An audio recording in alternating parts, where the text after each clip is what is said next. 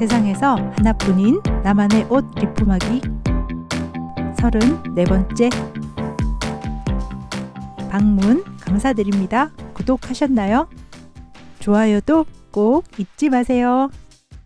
안녕하세요. 예스디자인입니다. 오늘은 서랍에서 자리만 차지하고 있는 안 입는 겨울 스웨터 두 종류로 오픈형 가디건을 만들어 보겠습니다. 잘 안 입는 옷들은 나름 이유가 있더라고요. 젊었을 때는 폴라를 너무 좋아했는데 이상하게 요즘엔 갑갑해서 안 입게 되네요. 나그랑 소매는 소매 둘레가 커서 겉옷으로만 착용이 가능하고 미들웨어로 입기는 불편해요. 단품으로 입는 시기가 짧다 보니 즐겨 입지 않게 되었어요. 기장의 끝은 스티치로 캐주얼하게 마무리가 되었네요. 고무뜨기한 목 부분과 소매 끝 두께만큼 가디건 시접을 안단으로 접어주면 깔끔해 보일 거예요. 두 가지 모두 자리만 차지하기보다는 가디건으로 리폼해 다른 옷들과 레이어드 해보겠습니다. 스웨터는 잘 늘어나기 때문에 안단을 따로 대서 늘어나지 않도록 미싱 바느질 해주어야 합니다. 하지만 미싱이 없어도 손 바느질만으로 충분히 멋지게 만들 수 있답니다. 정확히 중앙을 자를 수 있도록 사이즈 확인은 꼭 하시면서 표시해 주세요. 줄자로 폭을 잰 후 반으로 접어 사용하면 쉽게 사이즈를 체크할 수 있어요.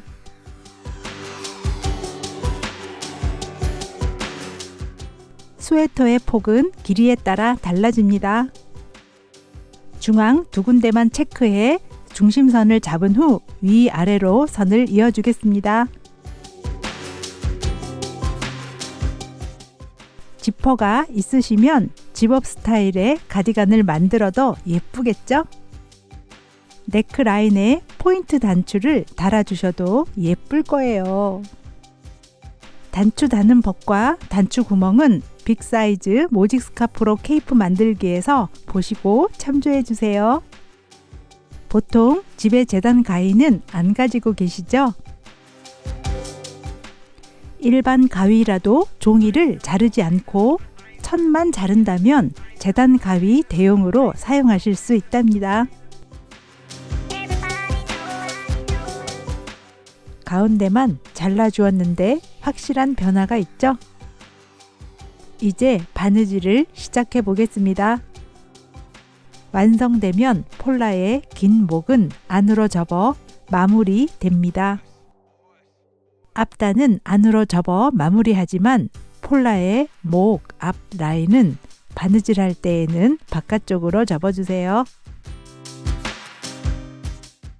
잘라준 라인은 안으로 1.5cm 접어서 다른 색 실로 폭 중간에 먼저 시침질 해주세요. 미리 시침질을 해주시면 바느질을 편리하게 하실 수 있답니다. 바느질도 하다 보면 실력도 늘고 수선하는 비용도 절약할 수 있겠죠? 옷과 비슷한 실 컬러로 바느질하면 잘 안 보이겠죠? 눈에 띄는 컬러로 세발뜨기 바느질하는 방법을 보여드리겠습니다. 매듭은 접어준 안쪽으로 넣어 겉에서 보이지 않도록 해주세요. 왼쪽에서 오른쪽으로 바느질하되 위쪽에서 한 땀, 아래쪽에서 한 땀씩 사선으로 떠가며 바느질 해줍니다. 실은 중간중간에 늘어지지 않도록 적당히 당겨가며 가지런히 바느질 해주세요. 바지단이나 스커트단 고칠 때에도 매우 용이한 방법입니다. 이번 바느질에는 총 3가지 방법이 나오는데 알아두시면 생활 속 유용한 팁이 되겠죠?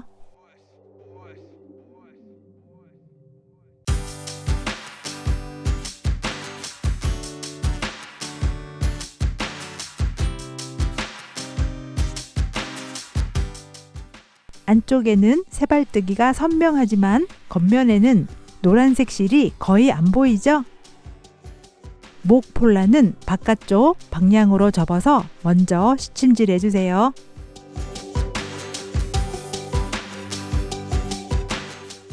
시침질을 먼저 해주시면 본 바느질을 할 때 움직이지 않아 매우 편리하답니다.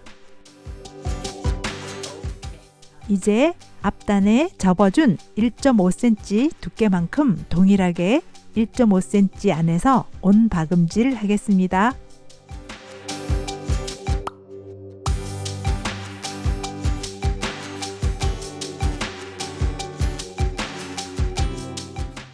온 박음질 하던 실은 빼지 말고 그냥 두세요.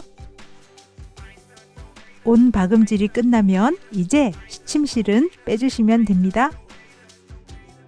뒤집어 줄 때에는 끝이 예쁘게 빠지도록 만져주세요.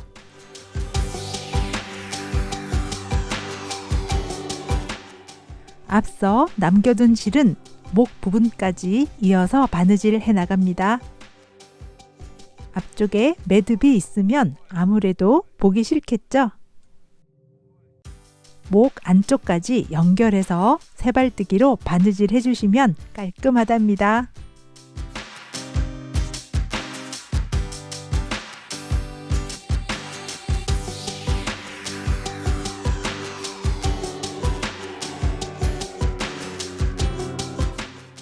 재단한 가디건의 앞 라인은 영상 앞부분에서 노란색 실을 사용해 세발뜨기 하는 방법을 먼저 보여드렸죠. 완성된 바느질은 옷 컬러와 비슷한 실로 양쪽 모두 작업을 마쳤습니다. 중간에 새 실을 갈아 끼울 때에도 매듭 짚고 그냥 자르지 마세요. 실끝을 안쪽으로 안 보이도록 넣고 당겨 잘라주세요. 이제 양쪽 끝이 모두 완성된 목 부분은 안쪽에서 고루고루 정돈해 가면서 시침질로 고정시켜 주세요. 이번에도 시침질을 먼저 해주시면 본 바느질 할 때 매우 편리하겠죠?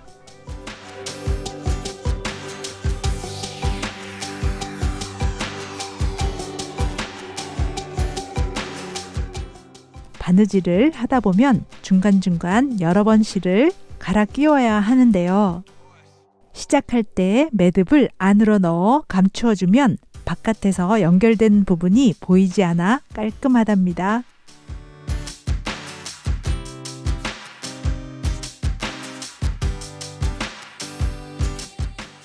이제 목 안쪽에 세발뜨기로 마무리해 주시면 완성입니다.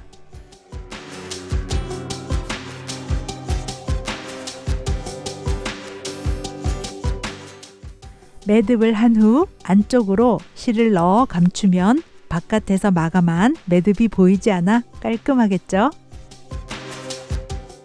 이제 시침한 실은 빼주세요.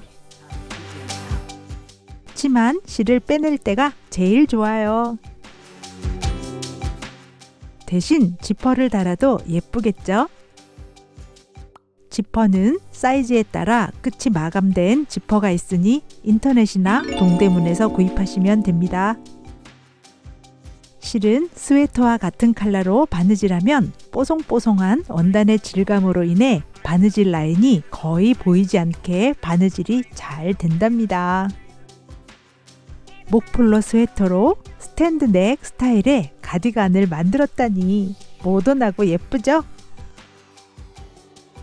가디건을 미들웨어로 입을 경우에는 앞을 여미는 경우가 거의 없어 단추나 지퍼는 달지 않았지만 여러분은 원하시는 대로 지퍼나 단추를 달아 응용하시면 됩니다. 남편이나 아들이 입던 빅사이즈 목폴라 스웨터가 있으신가요? 버리지 마시고 오픈 가디건으로 만들어 보세요. 미싱이 없어도 손 바느질로 얼마든지 멋진 리폼이 가능합니다. 이번에는 나그랑 소매 스웨터로 간단히 오픈 가디건을 만들어 보겠습니다. 이 스웨터는 나그랑 소매로 쌀쌀한 날씨에 아웃웨어로는 자주 못 입었답니다. 나그랑 소매는 편하고 넉넉하지만 풀오버 스타일이라 쉽게 입고 벗기가 편리하지 않거든요.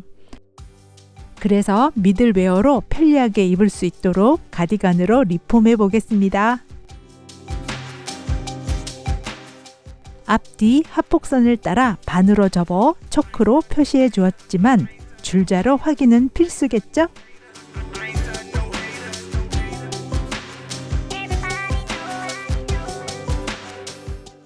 표시한 대로 라인을 그려주겠습니다.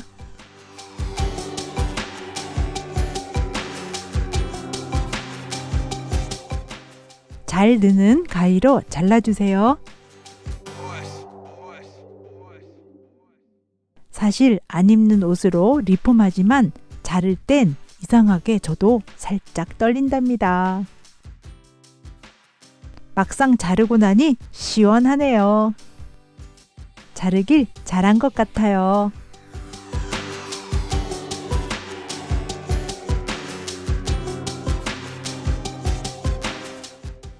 중앙에 잘라준 라인은 목 부분과 소매 부분의 고무뜨기한 넓이만큼 안으로 접어주면 어색하지 않고 잘 어울리겠죠? 이제 안에 편한 옷을 마음대로 입고 온도에 따라 입고 벗기가 편하게 되었답니다. 집에 모아둔 단추꾸러미는 가지고 계시죠? 어울리는 단추를 고르셔서 달아주어도 예쁘겠죠? 옷과 거의 같은 컬러의 실로 세발뜨기를 해주면 바느질한 선이 거의 눈에 보이지 않는답니다. 겉면의 바느질 선은 눈에 보이지도 않죠? 이제 양쪽에 시침질한 실을 모두 빼주시면 완성입니다. 요때가 제일 좋아요. 두 번째 디자인은 정말 간단하게 완성되었습니다. 바느질하는 것을 두려워하지 마세요. 더 큰 성취감이 있답니다. 저는 원마일 웨어로 걸치고 다니는 옷으로 만들었기 때문에 단추는 생략하겠습니다. 가디건 안에 옷도 마음대로 입을 수 있고 온도에 따라 입고 벗기가 편한 디자인이 되었습니다. 두 가지 옷을 비교하기 위해 같은 옷으로 코디했지만 원피스를 입어도 통바지를 입어도 머플러를 둘러 멋을 내도 정말 잘 어울리겠죠?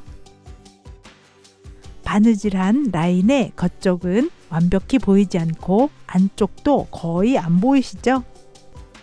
아무렇게나 편하게 걸치고 다닐 수 있는 가디건 원마일 웨어로는 최고랍니다. 미들웨어로 입기 불편한 나그랑 소매나 두툼한 스웨터 있으신가요? 미싱이 없어도 손 바느질로 아주 간단하게 훌륭한 가디건이 완성되었습니다. 감사합니다. 또 만나요.